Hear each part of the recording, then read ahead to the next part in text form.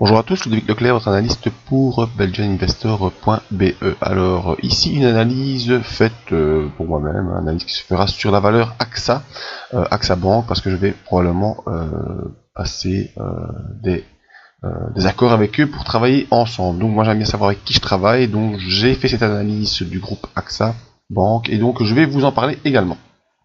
D'abord, l'information sur les risques. Le marché comporte des risques de perte n'est pas adapté à tous les profils d'investisseurs. C'est à vous-même d'évaluer vos propres risques. Cette vidéo n'est pas là pour vous conseiller dans vos opérations. Ce que je vous conseille d'utiliser des comptes démo afin d'établir votre stratégie. Ma stratégie, à moi, vous la connaissez, c'est l'analyse des impulsions. Stratégie également que je peux vous enseigner. Alors, passons à l'analyse du groupe AXA. Tout d'abord, on va essayer de virer toute cette publicité. Voilà. Alors, le groupe AXA, eh bien, j'ai fait une analyse de ce groupe depuis, comme je l'ai fait pour le CAC 40, vous connaissez mon avis sur le CAC 40. Voilà, AXA a fait la même chose. En 2000, première crise. En 2008, deuxième crise. On est venu ici construire un plancher très solide aux alentours des 7,2 €. Et pour l'instant, on est revenu sur notre oblique qui tient le cours comme a tenu le CAC 40, qui a déjà passé cette oblique à la hausse, et pour AXA pour l'instant ça paraît un peu moins facile à passer, on voit, voilà, je vous fais un agrandissement. Donc ce graphique, je vous rappelle, est un graphique hebdomadaire, donc chaque bougie représente une semaine. Ici donc on a, vous voyez, les dates en dessous, les valeurs ici, voilà, en 2000 on a descendu, on est remonté 2007-2008, on est redescendu et on est revenu maintenant sur cette oblique de résistance qui nous tient déjà depuis les années 2000. Donc voilà, 17 ans de phase d'impulsion baissière avec des points hauts de moins en moins hauts et une base solide, comme je disais, à 7,02. Donc intéressons-nous un peu plus à ce qui s'est passé dans ces derniers mois. On voit que AXA est déjà revenu une première fois sur sa zone de résistance à la fin 2015, début 2016, puis on a consolidé, on est venu se poser sur les moyennes mobiles solides, c'est-à-dire la moyenne mobile sans période, qui est aux lignes mauves. On a effectué maintenant un rebond, et on revient cette semaine sur cette zone oblique qui pourrait être franchie, donc on attend des confirmations. On voit que la semaine dernière, le mois dernier, on a ici connu une bougie qui s'appelle un doji, donc bougie d'hésitation, et ce mois-ci, le mois de mai, commence par un peu baisser. Donc il faudra attendre la clôture de ce mois de mai pour voir si on peut faire un point plus haut ou pas. Alors l'objectif est de franchir cette zone ici, des 25,57, qui est la zone du plus haut de la fin 2015. Si on arrive à franchir cette zone de 25,57, eh bien le cours pourrait continuer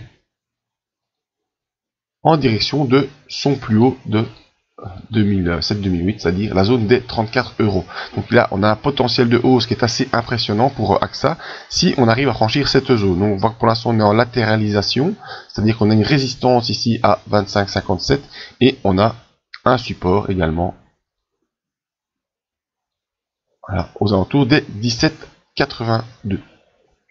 Donc par convention, je vous mets en vert comme d'habitude les supports.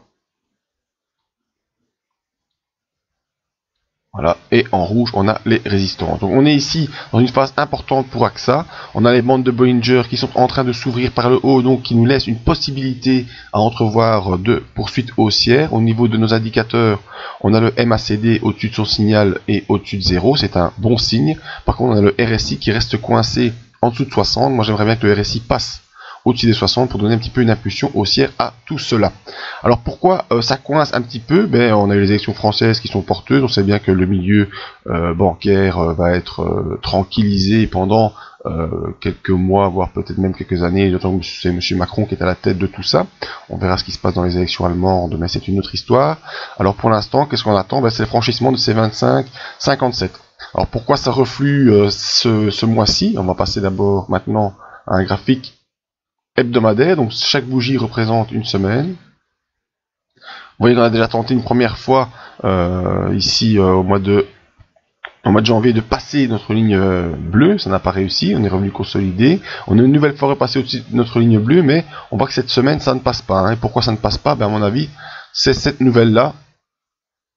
Voilà, AXA prend ses distances avec la finance et les États-Unis. Donc un article publié sur Zone Bourse où on nous explique que AXA va peut-être scinder sa cotation en deux parties, pour faire une partie américaine et une partie plus européenne et va recentrer ses ambitions, en tout cas son corps de métier, vers plus ici la santé, la prévoyance et certains produits d'épargne ou assurance d'entreprise, donc vraiment une réorganisation de AXA.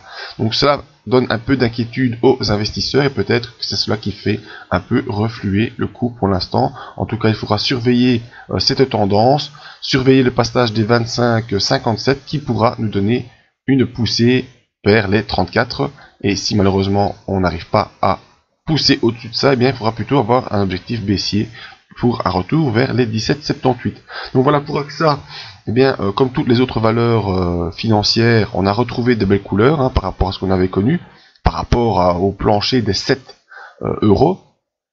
Et ici, on est en phase de reconstruction, en phase d'hésitation, et on verra ce que le cours choisit, soit un franchissement des 25,78 pour un objectif à 34, qui est le plus haut de 2007, ou soit un retour sous notre ligne oblique bleue, ça ce serait un mauvais signal, et alors là on a un premier support à 17,78, et si ça ne marche pas malheureusement, on pourrait retourner vers les 7. Mais enfin on n'est pas dans ce scénario catastrophe là, on est simplement ici dans une phase d'hésitation suite aux dernières déclarations comment s'appelle ce monsieur ?